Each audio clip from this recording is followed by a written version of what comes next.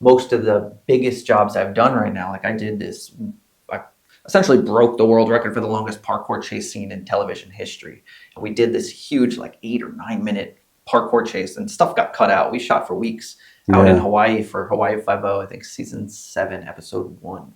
And I got that job because they wanted someone who can do the chase, also act, so that they, during the big action sequences, they didn't have to hide the face, and they could actually use someone and show the performance side of it, the action side of it, in the full light, and not have to hide a stunt double or something like that. What are we going to talk about? Film, business, music, art, technology. Podcasting from Jacksonville, North Carolina. It's backstage at 10 Crow Studios. But hey, thanks for coming up and being on the show, man. So really appreciate you making the drive, Jesse LaFlair. I'm sure for folks that are in the free running world, I'm sure they know who you are.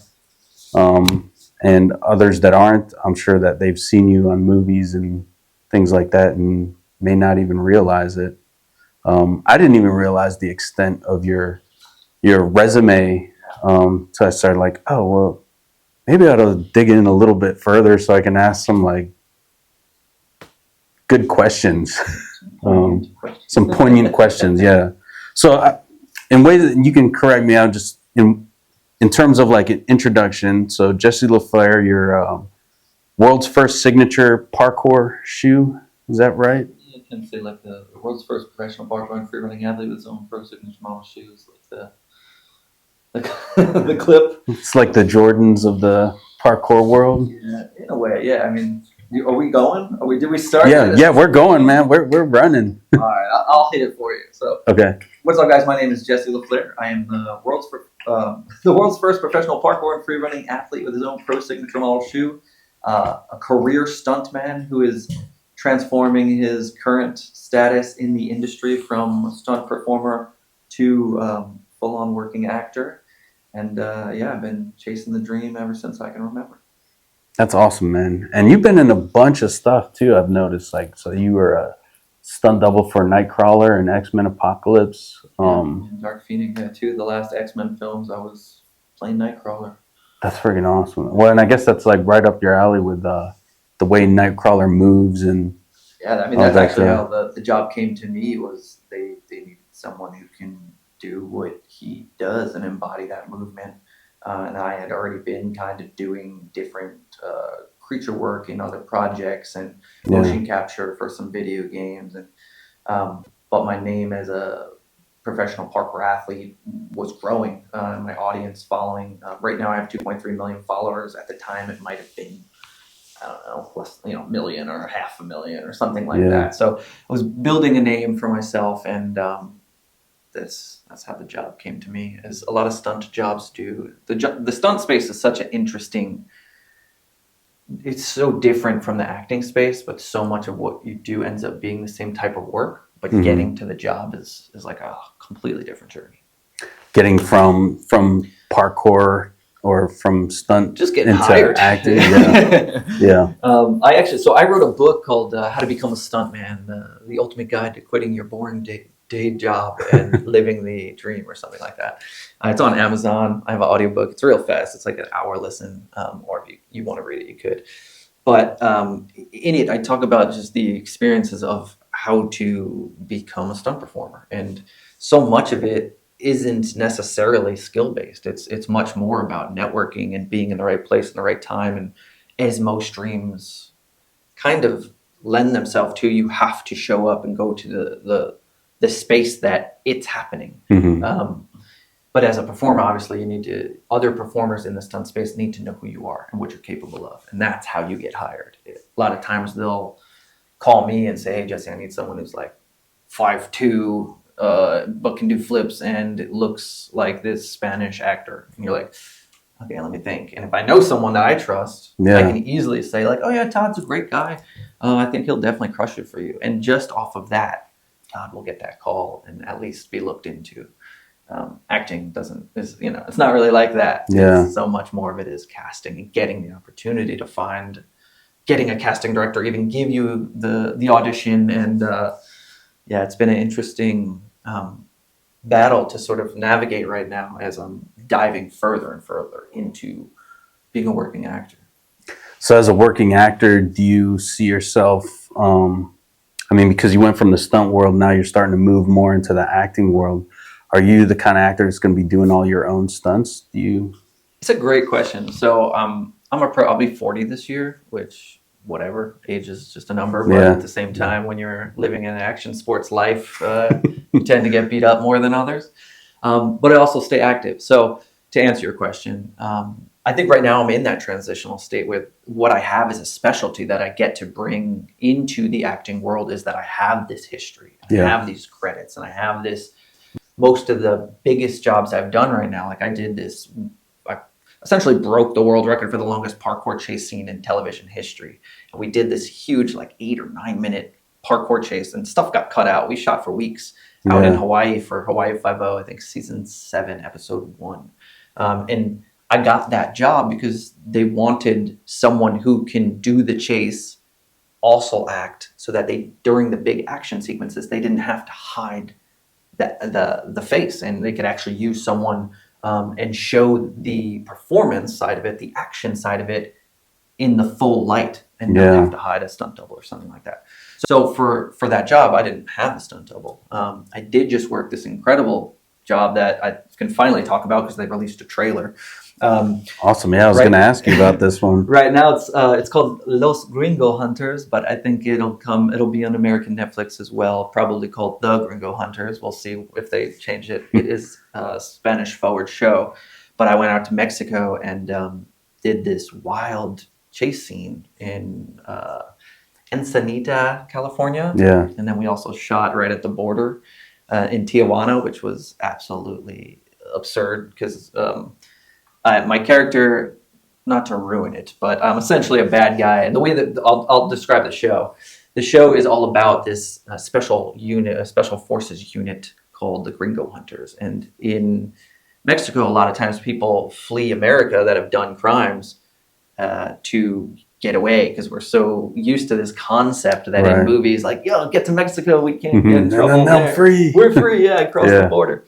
Not quite true. There was a Wall Street Journal, I think, like vlog or something, where this investigative reporter went and he actually like got in the car with what they called the Gringo Hunters. This was a real thing that the show is based on, and they followed this special unit around where they were trying to find this guy. I don't exactly forget his crime. I don't know if he killed someone or if it was just like something a little less like drugs or petty, or I don't know what it was, but they wanted to get this guy out of Mexico because obviously they don't want criminals there. Yeah. And so they're doing all this research. They end up showing up at this barbershop because a lot of these criminals, once they're in Mexico, just forget that they're not immune to the law.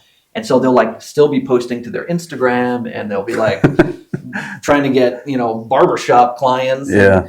And so, this Gringo Hunter team they went to this barber and they were scouting, and the guy's just like sitting there watching. Ended up being, oh no, they got a hit. He's an hour away at a different shop. And so if you listen to this report, it's amazing. You're like in the car with these guys and they end up busting this dude. And the guy's like, I just wanted to go home anyway. Like I didn't want to stay here. I'm over it. You get sick of running. And so my character, Bob Jones, is it'll be episode 1. I think the show opens up with me. Nice. He's a guy on the run, and it turns into an incredible chase scene through the port of Ensenada, and we're jumping over boats and running on. Oh, that's cool. And, you can see it in the trailer they just released. There's a little snippet of the chase, but there's a lot more action that they haven't revealed yet. Were you guys able to grab it all in one take? Oh my! I mean, no. No, but to go back to the acting stunt point, they actually brought out a stunt double for me. So when I started focusing on acting and I made the decision, actually it happened. This is so funny. So the whole thing kind of, I've acted my whole life. I grew up in New York. I grew up on Long Island, went to New York City, started acting there, took classes in a studio out there, was doing background. That's where anyone who's interested in acting, start with background, right? Mm-hmm. Too many people might look down on it, but it's really like your best school into really learning what being on set looks like and feels like, and the hierarchies and the language. And, there's so many little things, even for stunt performers that want to do stunts, do background work, because it is really like, you get paid to go to school. Like that's what you get to do. And you get to show up and be a part of something really big and much bigger than yourself. And so anyway, I was in New York doing that. And then I moved out to LA and was doing parkour and started to make a name for myself, but still in acting class. And then the parkour thing took off so much that I put focus on it. I always tell this story. My wife, who's an incredible actress, we were in acting class together, and I was good, but I'm so like in the parkour world, and then I'm also acting at night, and she's just like the actor's actor, diving into the darkest scenes and the heaviest, and and so full emotional range. Yeah, exactly. Yeah. And so I'd watch her put up scenes, and I'd just be like, damn, she's so good. And one day she was like, I think you need to decide like what you're doing, because right now you're kind of like half-assing parkour and you're kind of half-assing acting, and I think you could make it if you just made a choice and stuck to it. Interesting. I mean, again, my wife and I now, this year will be 25 years together. We started dating when we were 14. Congratulations, man. That's awesome. Yeah, thank you. So we're we can have those tough conversations. Yeah. Totally know what you mean. Yeah. And so I was like, all right, parkour was the thing. And because of that decision and because of making a name for myself, it brought me full circle back into getting these roles like Hawaii Five-0. I did something for Lethal Weapon. And this Gringo Hunters thing is another parkour chase that involved a decent amount of dialogue and acting. Yeah. And so, they hired me as an actor. But on the callback, I finished this callback. I got back in my car and I was driving home, and I was like, I need to pull over. And I filmed this TikTok. And it was this moment I was having with myself where I realized for the first time in my life that I'm choosing to actually do the acting thing. And it sounds like, but you had a callback, you've done a lot of stuff before that. What do you mean you're choosing it? I made the decision that this is the thing I'm doing now. And anytime I've ever made that decision, whether it was parkour or rollerblading or any of these other passions I've had, I make it happen. And so it was like just this putting on tape. I posted it to TikTok. It didn't get a lot of views. It wasn't the point. It was the point of me documenting this moment that I can look back on and go that was the moment where I made the decision that I'm actually doing this, and not just pretending, not watching others do it, not thinking I'm not good enough, and whether those thoughts come and go. It's I'm going to train my butt off. I'm going to go into this thing, and that's the choice I've made. And so that's where I'm at right now. And so I ended up booking that job, and part of the story why I got here was I thought to myself also in that moment, I'll know that I made it as an actor when they give me a stunt double, because the stunts people obviously are relying on the fact that I can do this stuff, and I know that's going to get me jobs over the next few years and get me those build my resume, because that's my specialty. Your repertoire. Yeah, but I was like, when I get a stunt double, then I know I made it. But sure enough, on Gringo Hunters, they brought in a stunt double, an amazing Russian dude that lived in Mexico. And he didn't do, I did all of the stuff, but they would use him for the shots I didn't want to do, like the wide angle heli shot where it's just running and running and running. And we shot for a week straight of some of the most intense running, fast-paced action, take after take, angle after angle. And so to have someone there that could really back me up, that could match the action, and save my legs for the bigger moments. Right. Oof. Yeah, that's awesome. I'll take it all day, every day. Yeah, so you made it. Yeah, you got a stunt double, dude. I think I think in this story you bring up something really important that a lot of people don't really realize. But I think folks that are, have gone from a place of uncertainty and then moved on to be really successful in whatever particular field they're pursuing, doesn't even matter. There's that moment where you actually decide to commit to it. And you accept that, hey, I'm gonna fuck up. I'm gonna make mistakes, but that's okay because I'm gonna learn from those and keep pushing forward. So, I mean, I think that's pretty awesome that you kind of had the wherewithal to recognize when you had that moment, or when you were coming to that realization that, hey, I'm gonna go all in on this. And I mean, that was it's a very similar journey with what's going on here. And it's funny that your wife was mentioning that to you, because Jacqueline has done that to me multiple times. Like, hey, you need to quit having your foot in all these places. Like, pick a lane and stick to that and build that to success. And then Focus. if you want to, it's focus. Yeah. And I mean, that's super important, man. In terms of getting things started, like what led you into the parkour world? Yeah. And then, I mean, you mentioned a little bit how that kind of started getting into acting, but what led you into doing parkour initially? So I grew up in action sports. It was just like, well, my dad was a motorhead. He grew up, I mean, we had like go-karts and I had a Junior 50 motorcycle, and, you know, we grew up just riding and doing kind of more extreme based things at a young age. Yeah. So I think that mentality of taking risk for the sake of fun and pushing yourself to be capable of doing something, I don't know, more advanced, was kind of ingrained in me at a young age. So I just continued to love that side of life. I didn't really like soccer. I tried that, you know, I didn't like the sort of traditional team sports. And so when it came to things like dirt jumping was such a big part of my life. Every day we'd come home from school and just go build jumps. And that was a creative outlet of forming the track and what jumps can lead to other jumps and transfers and berms and all that.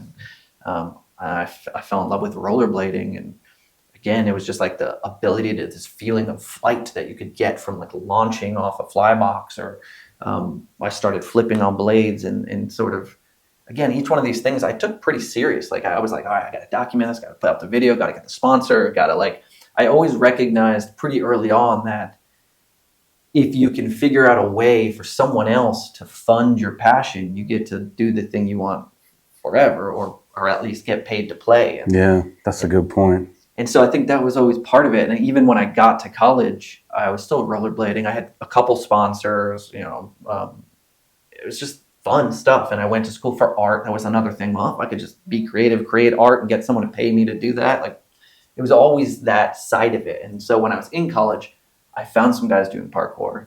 They were like actually practicing parkour, over, you know, sort of, well, I went over and was like, hey, what's up? Check this out. And I saw them like kind of moving around and threw this backflip off the ledge. Landed pretty sketchy, you know. They were like, dude, that's great. It's not exactly what we're doing. What we're doing is called parkour. It's about overcoming obstacles, whether they're physical or mental. And I went to a hippie school, SUNY New Paltz, upstate New York. And so I was like, I'm in. Like, what is this? You know? And so back then there was no YouTube yet. So it was still like in the forums. You had to like dig for the clips and, you know, it was like a whole subculture that like was really hidden in the shadows. And in parkour so early on was so much more about like being strong to be useful. It was about like, it was almost like a martial arts, but coming from my action sports background, I was like, dude, this is rad. Like, what are you talking about? I could like climb up walls, jump off the highest things I could find if I learned the technique, how to roll properly. And so it just kind of like caught on. And I started training more and more. And then again, video, how do I capture this? Oh my God, wait, this isn't a sport that's early on. Can I get involved so much that I become one of the bigger names in the sport? Because it's not skateboarding. It's not one of these sports that feels so oversaturated that, like you're like, it's impossible. No, this feels possible. So YouTube launched and I was like on it. I mean, if you go back to my like first YouTube videos, my YouTube channel is LaFlair, my last name, parkour. And I think the very first video, I'm like, next video at 10 subscribers. And I'm already like pushing for that audience. And then before that, I had built audiences. I did a Jackass style film. I produced a feature-length Jackass style film with my friends that we had 600 copies made and screened. And like, oh, that's cool, man. And so like early on, and you know, it was always about like building an audience, especially with the stuff that maybe doesn't have the money in it. Parkour doesn't have money in it at that time specifically. So it was always like, if I can build the audience, then the money comes, the sponsors come, because you have proof of concept that people are watching you. Yeah. So I did that. But early on YouTube, you know, a lot of the UK guys and the people that started to watch me were like, you can't ask people to subscribe to you or like your video. That's not cool. What? Obviously, it's become common practice, but I got a lot of hate for being that guy, being like, next video at 50 subscribers, next video at 100 subscribers. Why are you pushing me, man? Yeah. But I did. I started to build that audience, and at some point I was the most followed parkour athlete in the world. And then it was just like, all right, and where do we go from here? Well, go to LA. That's where the guys are doing it in the movies. That's pretty awesome, man. So you were like one of the OGs of that sport back when, like, you guys were pioneering what we know of it today. Yeah. Like, when was this? Was back in like probably the 90s? No, so I graduated college in like 2000. YouTube launched in like 2007. So I think I found parkour in 2005, 2004. So there was like a first generation, and then my generation started to come and kind of shape the sort of more free running action sports side of it. Yeah. I guess that's around the time when you started seeing it show up in movies, like outside of Kung Fu. Yeah. And Jackie Chan. Yeah, Casino Royale. Yep. Oh yeah, is that the one has the famous shot where they're on the crane? Yes. Yeah. Sebastian Foucan, the actor and stunt performer that did that, he's one of the original guys, Yamakaze guys who. So it's cool that he has that piece of history, because he also, by doing that, put the sport on the map. And then obviously the Office thing happened where everyone's like, parkour. Which continues to haunt me every moment of every day. I used to hate it because I'd be like, it's not what the sport is. It's like anytime you do something and then it feels like it's being made fun of, and that's so close to your heart, it like hurts. But like over time, I'd realize that actually introduced so many people. And if you don't have a good sense of humor, then you're not gonna make it in life. So I actually recently did a commercial. That's funny because I feel like when that came out, that kind of so like the way I think about this is like your type of parkour is like the Casino Royale, whereas somebody like me is more the Office Space. It made it relatable. Like, I can do it. Yeah. But so many people say that too about like parkour. Like, I used to do parkour when I was a kid. Yeah, I think we all did. That's what we did. Childhood. That's why I fell in love with parkour, because it essentially was a name that gave me an excuse to continue to play into my 40s. Yeah. That's a good point. Yeah, and so, and can you make a career out of it? Well, I did, and so that's great. Yeah. That's freaking awesome, man. And it's amazing when you can find something that you love to do, and then that turns into something that actually pays the bills. Yeah. Which is... But I think that the hole in that statement is that you have to turn it into something that pays the bills, right? Like, it's not going to just come on its own. Yeah.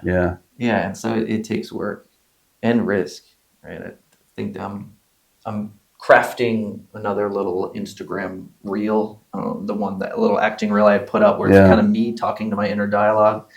And the next one's going to be about taking risk, calculated risk, essentially. Oh, nice. Yeah. So much, it is the lesson of parkour. Like in order to go further, to find your current limitation and push past it, you have to sort of risk sometimes the injury or the battle that's going to occur. But by doing so, you eventually become more capable. Mm-hmm. Yeah. You grow stronger from what you learn in those battles. Yeah. And, it's a mindset shift that takes place anytime you have to, surmount risk. Because there's like a fear aspect. I mean, that's really what it boils down to. I think risk, you could probably replace that word with fear or stress. And, what you go through mentally just to surpass that obstacle changes you. You're never the same person afterwards. Yeah, from my understanding of fear, the way I like to say it is fear is just a lack of understanding. So fear, you most of the time, like I fear spiders because I don't know which one's poisonous. Like there's that side of it. I fear doing this thing because I don't know what it looks like if I fail or whatever those things are. So the more you know about the thing, the more you put yourself in the situation to uncover it and understand it, the less you have that fear. I started going to class here in Wilmington, North Carolina. There's a beautiful acting studio called Actors Arsenal, and they have an on-tape audition technique class. And so you go into a room like this, and you got your readers, the scene that you prepared for the last 4 days, you come in, you do. And it's so funny because the first few times I'm in, fairly comfortable with what I do, but you get in there and your just nerves are going wild and you're twitching, your fucking lips are, you got a shiver in your shake, and you're feeling all these nerves and you're like, what is this? And then the more I came back to class, a couple months go by, all of a sudden now I'm in this like environment. I know what it's going to feel like when I walk in there. And so like, there's not fear and anxiety anymore because I understand what's about to happen. My body understands it. Yeah. And you recognize the feelings. Well, at least that's how it is with me. Like, having been through multiple really stressful situations, like now I kind of recognize the feeling when it bubbles up. And because of what I've gone through to get past that, like I know how to use that feeling and not let it like overtake you.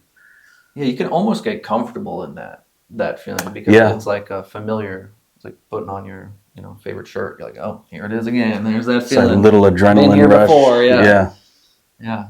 It's like learning to embrace discomfort. Yeah.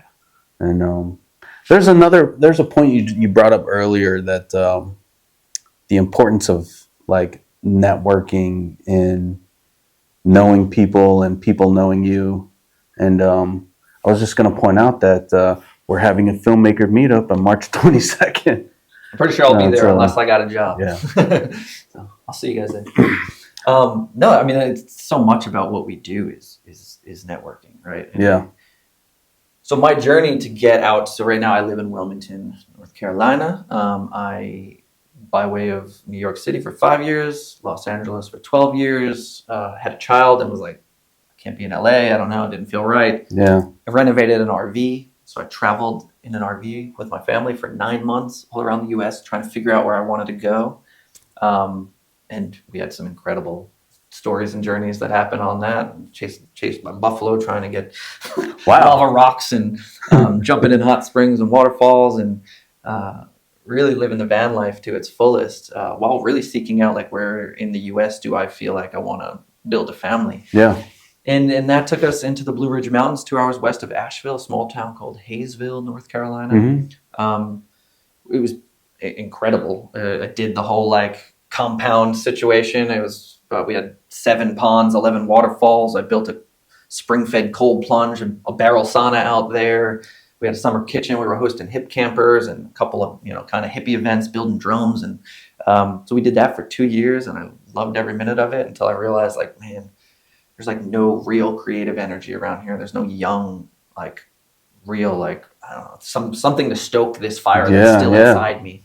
And we miss the ocean, and so we decided, like, all right, let's see where is there the most beautiful beach with a film industry that can support this yearning to continue this career.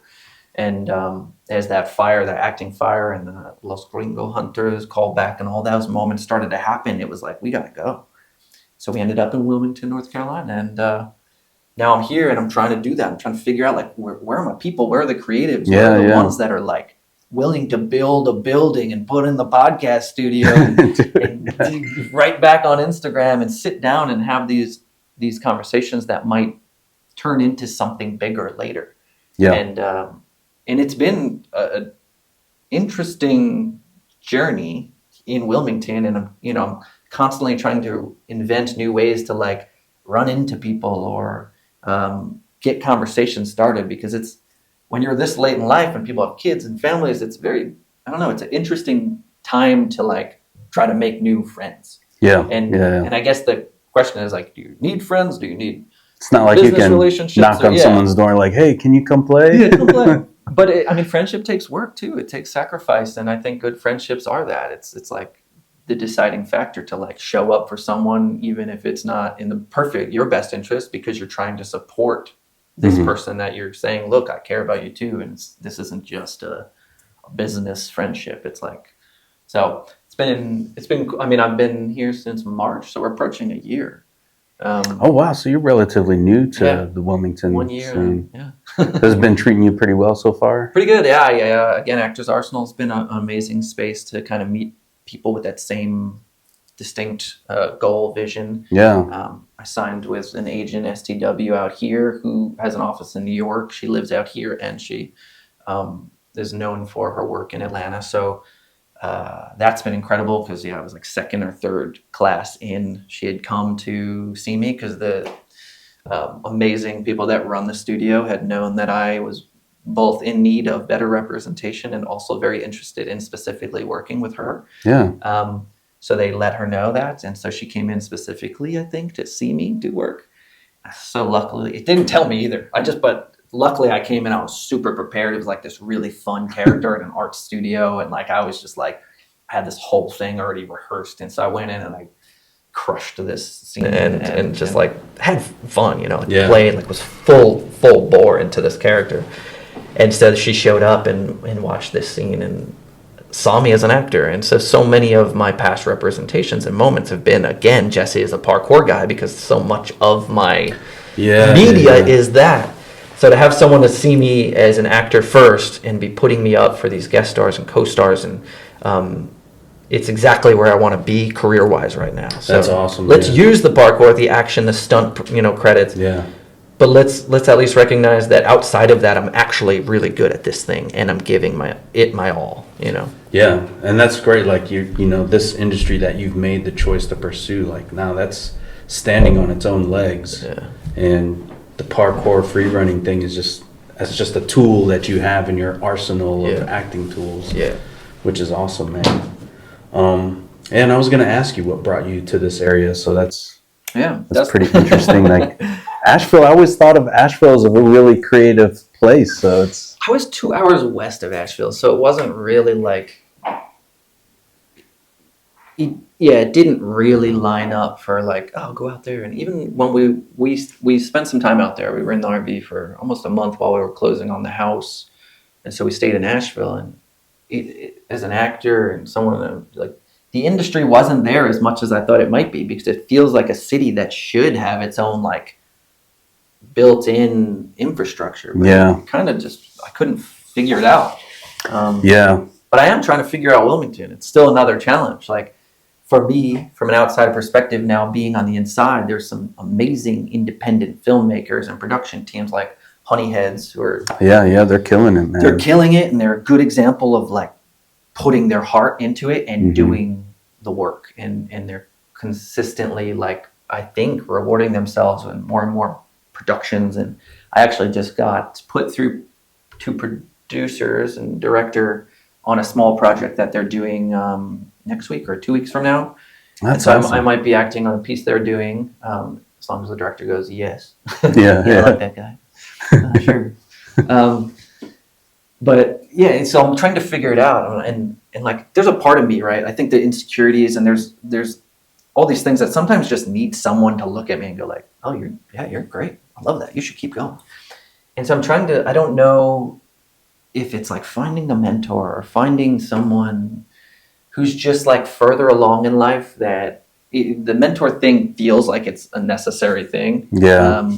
But it also, I've always yearned for that, and I never find it. I end up finding it more in myself or in these pieces of conversations from a bunch of different people.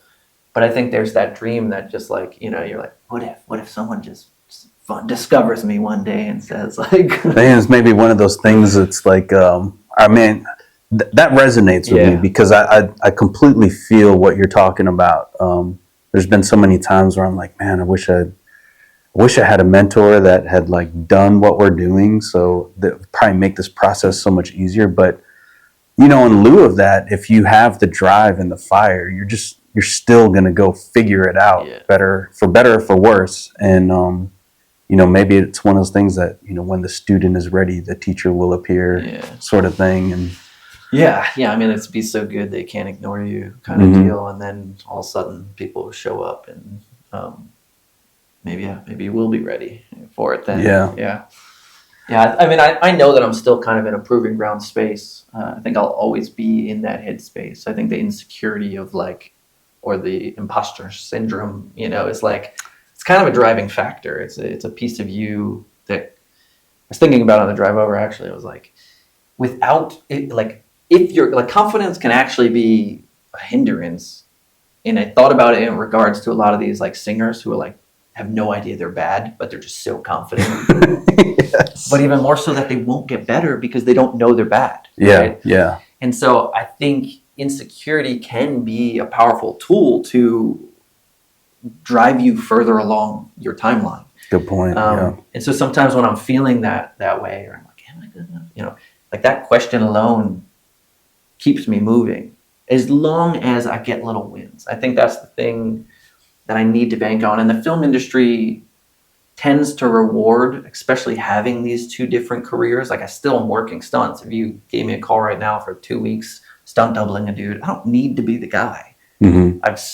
I've been there enough, and I'll take the work. And because truly I love being on set. When it comes down to it, the reason I love acting is that collaborative process, the creation of something as a group that is sometimes feels so big. I mean, the X-Men movies were insane. Yeah, I bet. So it's in like giant studios that have a full-blown subway train that is crashing through a building with rubble and steam and smoke coming out. Like this stuff inside of a building. Yeah, inside a building, inside of a building that you can go inside of. Like, yeah, it's just like that was like first time I was on a real set was down at, well, it was Screen Gems, CineSpace now, but they had like a whole neighborhood built inside of a building, and it's just, yeah, when you see stuff like that, it's amazing. It's like, whoa, this is... Yeah, it's incredible. It is like, I don't know, maybe like everything I've ever done is just like, again, going back to that play. It's like, this is imaginative play and people creating a giant playroom for us to hang out in. Yeah, I mean, it's really, playing pretend. Stunts or acting, I'll take whatever, but I forget where we were going with that when we jumped offline, but... You were talking about, on your way up here, thinking about, like, well, imposter syndrome. Yeah, so the little wins, yes. And so, like, sometimes it just takes even just getting back on set to get a job, whether it's stunts or acting, or it's just like anytime I'm even getting the call back or, you know, sent to producers sometimes. Like there's a show that just came through Wilmington, The Waterfront. It really feels like it's going to be a good one. And I wanted to be a part of it so bad. Yeah. And so I got to audition for it a bunch of times, and I got sent to so if you're not familiar with the acting world, or maybe you are, the way it usually works is first you get the agent gets you the audition, if they can get you the audition, because of their reputation or your reputation. You get sent to the audition, you prep it as best you can in the amount of time you have, and then nowadays a lot of it's taped at home or self-taped in a studio like Actors Arsenal. Then you send it in, and they watch all of these tapes, and either you're the right look and vibe, or you're a good enough actor where the vibe and look that they thought they wanted doesn't matter anymore because you feel like the guy, or you're just not ready yet, or it's just not a good fit at all. It doesn't matter. But when you put up your good work and all of a sudden they like it, they can either give you the callback or they send your stuff to the director and the producer, called the producer's link, and then the producers get maybe 10 of those out of the 3,000, you know, or whatever they watched for this role. And then they decide, oh yeah, we want this guy, or put them on avail, see if they're still available. So I had gotten sent through to producers on the show, and like even that was like a win, like enough for me to go, okay, this is you made it to the next round. Yeah, this is worth the work. I'm doing this, you know, it paid off. And so enough of little callbacks, enough of those moments, or even just getting the same casting director to bring you back in for something else, you have to recognize as wins. Too many actors see these auditions coming and going and coming and going, and they forget that getting called in to do the audition is a win nowadays.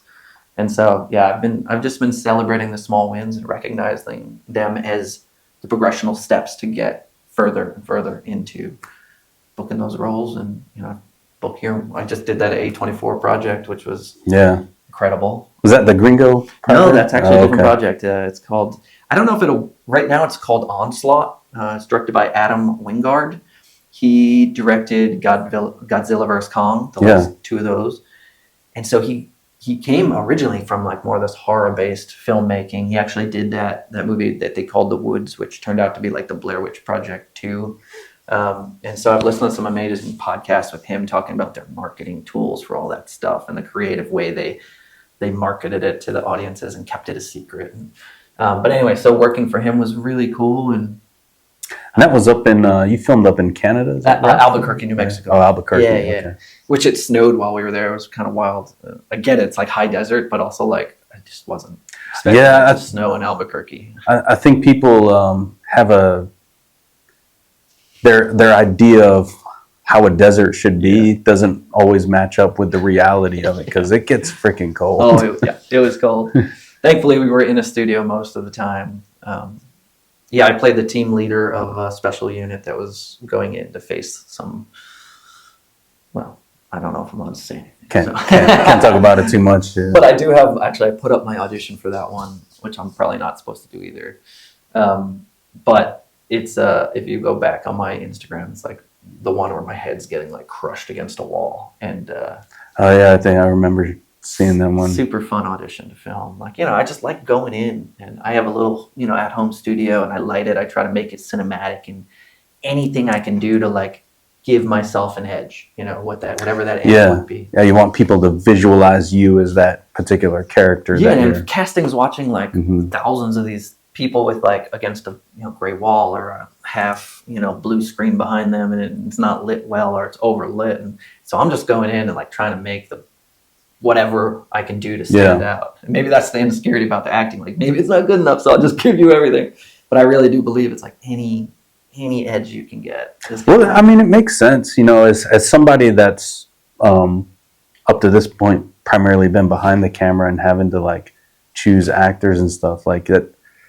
When you can bridge that mental work, because when it's just somebody in their house and it's just regular fluorescent lighting or whatever lighting they have, and then you have to kind of mentally bridge the visualization to can they perform in this role. I think anything you can do to kind of help that tends to work in people's favor. That's a great point. I mean, at least in my experience, that I think it's honestly it's a great point. You're saying you're putting them closer or further along into their visualization of you being the guy or the girl. Mentally, that's less work they have to do mentally, and especially I imagine on these much bigger productions where they're screening through thousands of auditions, and one looks like the other, and you start losing track, and so I think I would say continue that. I mean, unless somebody specifically says not to. The problem is I'm getting really good at self-tape auditions. You know what I mean? Like I'm getting real good at it. It's almost become its own craft. And even like the classwork we're doing on camera, it's like I've learned and I'm focused on building out these worlds very quickly by just whatever the acknowledgements are or whatever, however I'm entering frame. I'm thinking about things like social media. What's my hook? How in those first 4 seconds am I surprising the casting director or doing something? Like we did a scene where I don't know, this guy's talking about magic or something, and I just had this like longer jacket, and so at the very start of the scene I just whipped the jacket towards camera to put it on, and just that moment, like just trying to figure out the things that's gonna like wake someone up who maybe has just watched a lot of people sitting still and starting their scene. Like how do I get into this thing or enter the frame that builds the environment and allows your imagination to not do the work for me,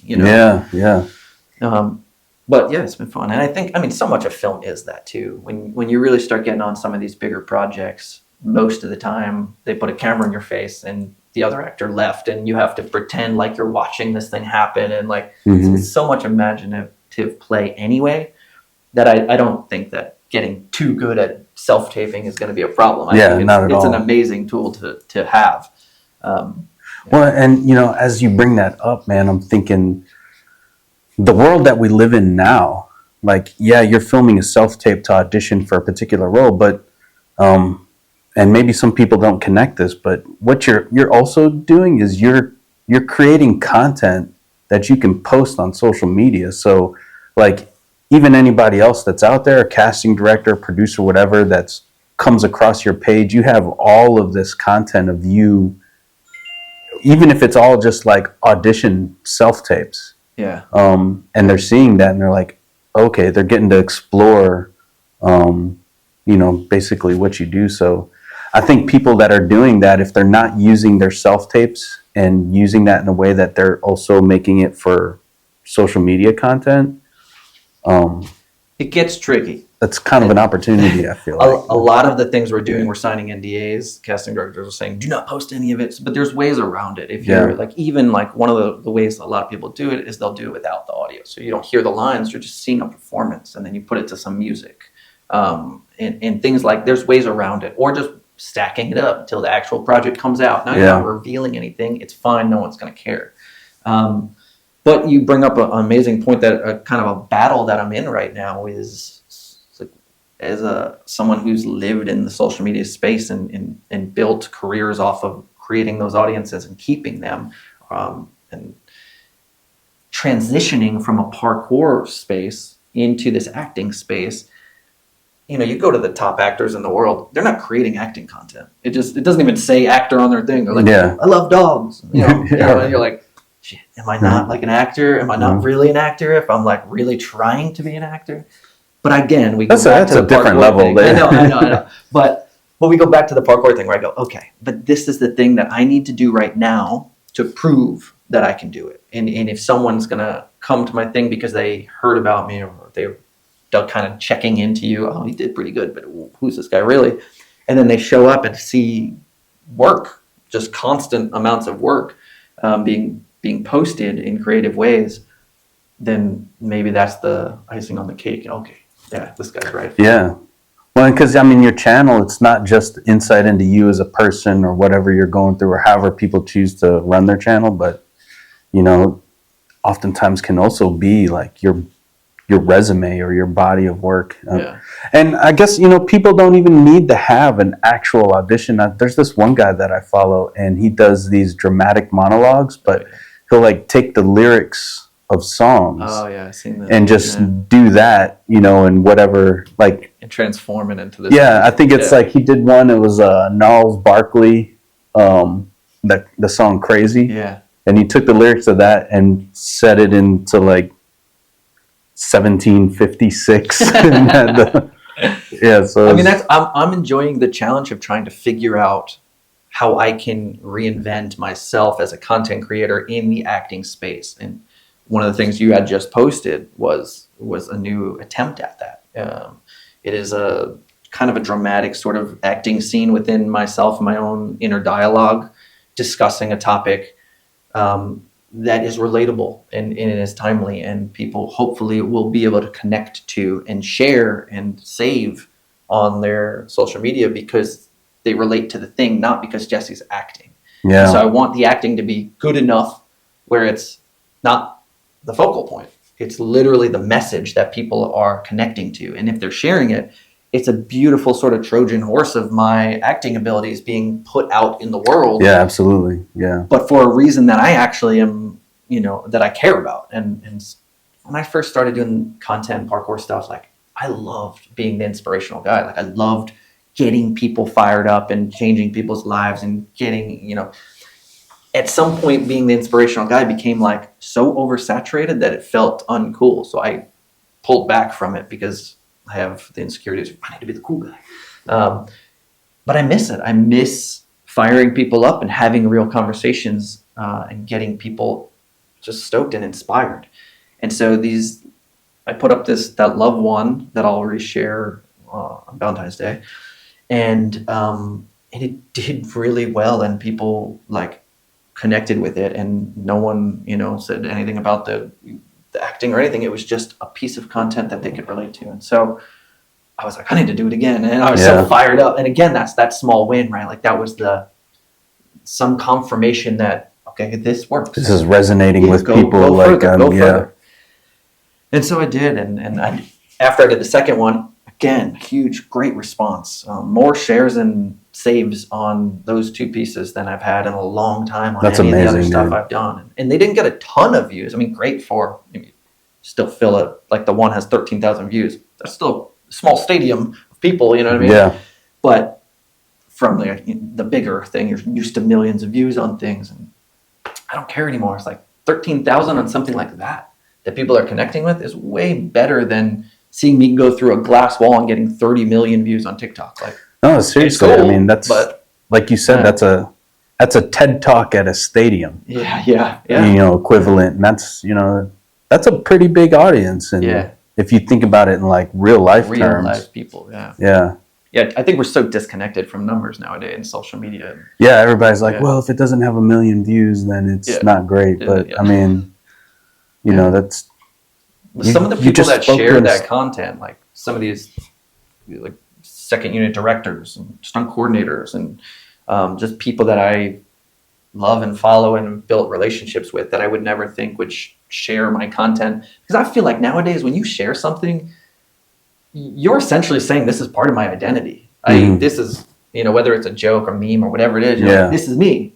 So for people to have shared that piece that I created, I don't know, it just felt way bigger than any of the like flipping content that I've put up. And so I'm definitely going to create more. I didn't want to like get too excited and just oversaturate my channel with it, because I think less people are going to be, you know, you share me twice. Now you're saying Jesse's a part of your identity. And so I'm just giving it room to breathe. Went out and shot some parkour content just to train and kind of break it up a little bit. Break it up, show the world I'm still moving. Yeah. I mean, you know, the one that we shared here from the studio account, I mean, that was inspiring to me. Like the message is something that I think a lot of people can relate to. And, you know, as I was watching it, and I was like, man, I should be doing content similar to this too. Yeah. And so, I mean, I was glad you put it out there because, you know, if you think about it in terms of universally, it's all energy. Yeah. You know, you're taking the energy that almost like light. You know, you're taking light that resides within you. You're sharing it to the world, and now you've lit other people so they can continue to. That's awesome. Yeah, I appreciate you saying that. I feel like that's part of my gift as a performer or entertainer is that. Like I feel like I have this a vast amount of that in me. When I get on set, it turns on even more. And so then I'm like, I got so much to give. And so on those late nights we're working 15-hour days or something, I'm like, I got extra guys here. Let me light you up. Let's go. Like, you know, like someone once said to me, like, find the thing that like after a long day of doing, you come home with more energy than you left the house. Yeah. And that's what film is for me. And so that's why I'm chasing it. That's the real reason, is because it's one of the things in life that turns up that. And I love gifting energy. And you know, that's an awesome point too. When we talk about imposter syndrome, you know, there's people out there that are looking for what you have to offer individually that's unique to you. And so, you know, imposter syndrome is a real thing that people struggle with. I mean, myself, many instances, I mean, hell, doing what we're doing now, there's a small element of that, but you can't let that hold you back, because you never know, that could inspire the next person or the next, which then inspires you to even do more. And I guess it's part of the journey, man, overcoming that. And I don't know, it's a great thing that you're doing, man. I appreciate it personally. Yeah, cool. I'll keep going. What would be your dream, like, I guess, job or role or whatever you define as your dream thing? What is that? You know, in the acting space right now, it's so, you kind of get what you're given. I think a lot of where I want to go is further into sort of the character side of acting, because I think, like, I appreciate people who can just like show up as themselves and kind of play that same character and over and over and over again. Yeah. That's cool. But I think, like, when I think about play, being an actor, prosthetics, or, you know, changing something up, or physicality, the character acting side of things is incredible. I've been playing a lot of sort of bad guys, or more like on the darker side, which is fun, because I think there's light and dark in everyone, and I definitely have that range. But I mean, right now, the dream, I think, to really help put me on the map is something that is both, you know, I don't know if it's a sci-fi thing or something that's like action heavy, but acting heavy and deep enough where people can see some, like, oh shit, this guy's doing a great job. He can do it all. Yeah. That opportunity would be the dream. But I'm just down. Like I'm just down to just keep going. And little things like I just did a co-star for that new show on Fox called Rescue High Surf. Yeah. Flew out to Hawaii, played this guy named Butch. He's just a meth addict. Couple lines comes in, but I loved it because they dirtied up the teeth, the hair's all ratted, and I came in with this weird I imagined that there was these strings that attached to my arms, body, shoulder, lower back, and that someone like pulled this string tight and locked it there, and it created this like really like weird physicality in me that like allowed me to like drop into that guy. Yeah. And so I think it's for me right now. I'm having a lot of fun with that, figuring out characters that have some physical relocation of energy that then like allows them to like live, and like you to just drop into those guys, because obviously the physicality is so much a part of my history. Yeah. So as an actor, I'm always looking for that to help ground me and just do the work when it comes to memorizing the dialogue and diving into the subcontext. That's awesome. And when it comes to like the physicality of a person or a character, like there's a backstory to that. Yeah. Maybe their shoulder moves weird because of some interesting thing that happened. Maybe they got shot. Maybe there was an accident. You don't know, but you could tie it in it's for like, sure. Yeah, I mean, a lot of the research I did on meth and just the tension, like where it would be held in the body. And again, I'll probably be on the screen for like 5 minutes, but like this is an opportunity. I'm about to show up the best I can show up because I'm telling you, man, I didn't take it lightly. Every second counts. Took my butt off. That's freaking awesome, man. I think you're definitely gonna make it, and the way that you, even when we talk about like your dream role or the dream project you want to be involved in, it's impressive how you kind of have it out there, but you're not defining exactly how it happens. I think a lot of people get lost and they want to do this thing, and in doing that they define exactly how it's going to look, so they kind of put limitations on it and don't just let the universe or the world or that divine energy like direct it, happen the way it unfolds. So that's pretty interesting, man. I'm down for the ride. I didn't even need these questions, dude. It's like that's all. Was that the role? I saw one audition video that you posted, and it looked like you had like aluminum foil on your teeth. No. I love that guy though. I'd love to bring that guy. So that was just a character I created for class. Again, I just was going in. If I didn't have auditions, I'm given 4 days straight into creating something. Yeah. Because I also think when you think about class, too many people are like, it's an exercise. Like, no, this week is an opportunity. The script, and the guy was, I don't know where he came from. Like, that's the beauty. I think I'm starting to get to that point of acting. I hear actors say shit like that all the time, and you're like, what are you talking about, bro? No, like I read the script and I'm just kind of exploring things, and out of nowhere this sort of guy appeared, and he's so like, I don't know, but it was so fun to embody him and the practice of staying in that character and that energy and living in his world during that scene.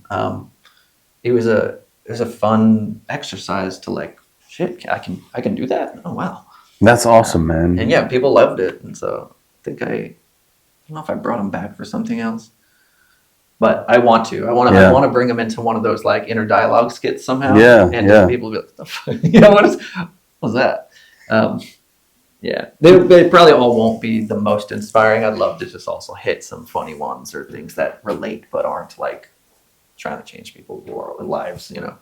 Interestingly enough, it seems like it's difficult to find an actor that will read a script and then just completely develop the character based off of what they read on the script, like how that, and it may differ from what the director visualizes, but that to me, that's kind of the beauty of it is, if I know an actor is developing a character that's in a script a certain way, like that's, to me, that's richness that they're adding to the story that may not have necessarily even be thought of. Yeah, or could have been thought of from your history, your life experience, right? Like it just wasn't in your creative realm, and all of a sudden someone just brings something, and you go, "Oh shit, like that works." You know what I mean? I think we talked a little bit about this recklessness thing. I think there's a renegade in me too that's like, man, I need to work. I got to pay the mortgage. Like I've been doing acting stunts, living off the industry and social media stuff for over 15 years straight. I don't have a day job. This is still, the hustle is the grind. Like I'm putting it all on the line. And in those videos that I put out, the reason I created that was because, yeah, I'm risking my family's financial health and food on the table by saying I'm doing this thing and it has to work. You know, there's that like, fuck, I'm willing to literally risk it all to make this happen. And in that thing, I'm like, is this selfish? And some people might say yes. My answer to myself was no. This is the least selfish thing you can do, but because by following your dream and fucking making it happen, forcing yourself to decide to make it happen, you're showing your family and your kids that this is the least selfish thing. This is exactly who you want them to grow up to be. Yeah. But there's this part of me that's still this like renegade that's like, I don't care what the rules are. You know, there's so many casting rules. They say don't use props, or whoever the casting director is has their own set of things. Or if they're saying this guy should be straightforward and to the point, well, fuck, if I discover, if I read that script and the guy that comes out of it isn't what they're telling me he's supposed to be, I'm going to do it the way I want to do it. And if they don't like it, that's that. Yeah. And I might be risking my job, but I also might be waking someone up that didn't expect it. 100%. Everyone give them exactly what they thought they wanted. And so, yeah, I'm willing to take that risk, man. That's why we put that quote up there. Steve Jobs, like another renegade that, you know, the people are crazy enough to think they can change the world are the ones who do. Well, yes. And it's... You got to be a certain type of crazy to make it. Make your dreams into reality. That's the weird thing about dreams, isn't it? Is like, it's the most rewarding and hardest thing that you'll ever do. Yeah. But ultimately, it's worth it. I guess as long as you don't give up on it. But even then, I think, you know, it goes back to that post I did. Like he says to him, like, yeah, but then even if you do lose, it'll all still be worth it. You know what I mean? Like, yeah, I'd much rather have tried and failed than never tried at all. Dude, that's it right there. Like even in my own experience with this and with the special mission units, it was more of, I don't want to be like 80 years old, 90 years old in the twilight and think back and just wonder like, what if, or I wish I had tried that. Like whether it succeeds or fails, at least I'll know that I gave it everything I got. Yeah. Or that I gave it everything I had. And, you know, there's a reward and a joy just in doing that. Yeah. And then you get to know yourself a lot better that way, I think. I struggle with that thought too. It's like, I often go like, but am I giving it everything I got? You know, like there's always more. It is. And then like, you know, like I don't watch much TV. Like lately I've been watching like Kill Tony at like, I'll get the kids to bed. It's like 10 o'clock. I'll sit there and watch Kill Tony till like 11:30, just fast forward into all the different pieces. And there's part of me like, damn dude, you could be in the garage right now just working on some shit. You know, like there's this like, but I don't know. Like it's like, am I always doing as much as I can? Because if I was capable of doing more, I would actually do more.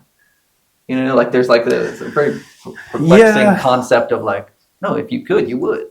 This is as much as you're willing to give, obviously, because you're sitting here watching Kill Tony. You know, there's a balance though, man. Like you have to, and I think this is more. I learned this with high performance organizations. Like there's just as much importance and prioritization in your rest and your downtime and being able to just not do anything or do whatever the hell you want and not feel guilty about it, because one, you might reach a place of creativity that you didn't even realize was there, just opening yourself up in that way. And then two, like it fills your reserve so that you can give all your energy to the work that you have to do. And time again, I've seen that to be true in people. And at least in my experience, the other side of that, just pushing and grinding and not letting yourself rest and then getting to a state of burnout. Yeah.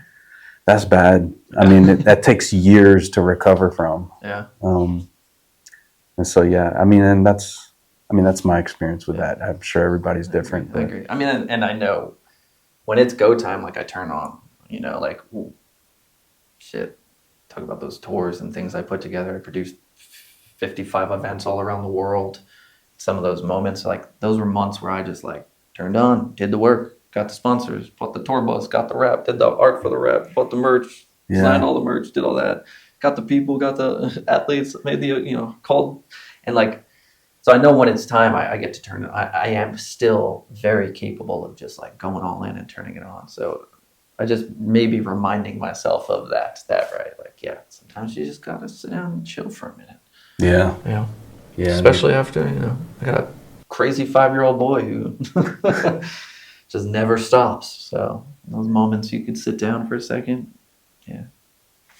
So let me ask you this.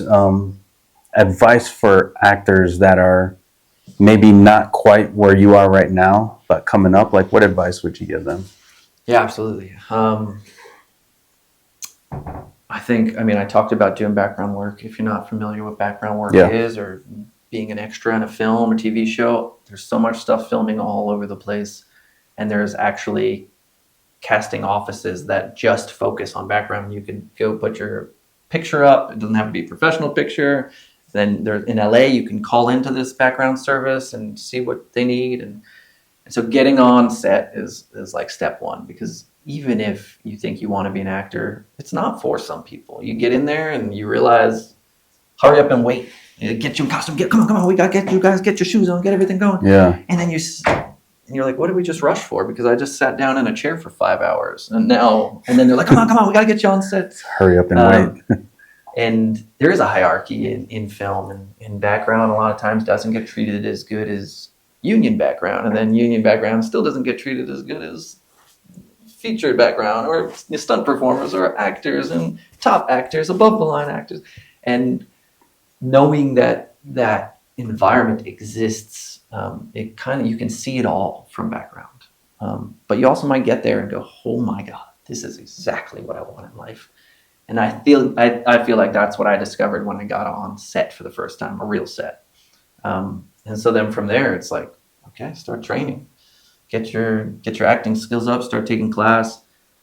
People who are young enough to decide whether they're going to college very rarely do. I don't really think film school is necessary. Yeah. It could be for some people if you're willing to utilize it for all that it is. I think making those network connections, finding the right people to put you in the right place, whether that's, picking up wires and doing, whatever the bitch work is, to be there and learn the language and get the experience.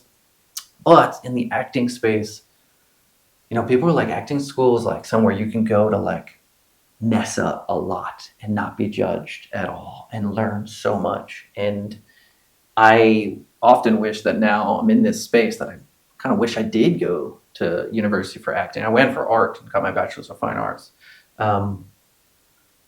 But looking back, I'm like, man, that's such an opportunity to like really like hone some skills and start to understand what it feels like to perform and get put on stage. Like very rarely do you get, outside of school, it's hard to get cast in a project like that and get put on stage unless you have the experience. And so what better place to go to get that experience and credit?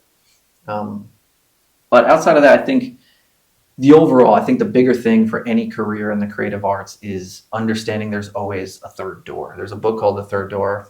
You can read it, but the main concept is there's the front door that everybody's waiting online to get into. There's the back door that the elite or people who have the money can walk right into. And then somewhere on that second level, if you climb over the fence and peek through that little crack in the door, it's the kitchen. If you walk through the kitchen, you can get in the club before anyone else. But all you needed to do was kind of break the law and climb the fence. You know what I mean? And so there's always a third door. You just got to get creative about where that door is. I think that takes someone who's driven enough, hungry enough, and creative enough to sort of discover what their third door might be. Oh, that's awesome. Yeah, I've never heard that before. Yeah. That's. I'm gonna hold on to that Yeah. one. Yeah. The third door. Okay. All right. I think we did good. Yeah, I think so too.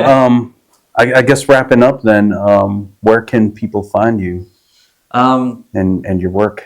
Jesse LaFlair on all social platforms except for YouTube, which is LaFlair Parkour. That's it. Just follow the journey. I promise you I'll be there. Name on the lights, trophy in hand. Hell yeah. Definitely in character. Yeah. Yeah, we're doing this together, so come along the journey. Let's ride. Hell yeah, man. Looking forward to it. Yeah. Thanks for coming in and sharing your journey with us today, man. That's awesome. Yeah, thanks for having me. And the way we, I guess when I thought about this podcast, I really wanted it to be something that, at least people here locally that are in a creative type space could learn from the experiences of people that come on the show. So, I think the stuff you talked about was gold, man. Phenomenal. Thank you. So, hell yeah.